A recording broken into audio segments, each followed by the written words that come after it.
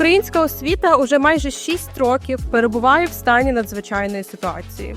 Спочатку пандемія, а згодом повномасштабне вторгнення Росії дали достатньо причин для того, аби освітній процес зупинився повністю. Але ми тут. Рік за роком ми вигадуємо нові способи не просто пристосуватися до реальності, а боротися з нею.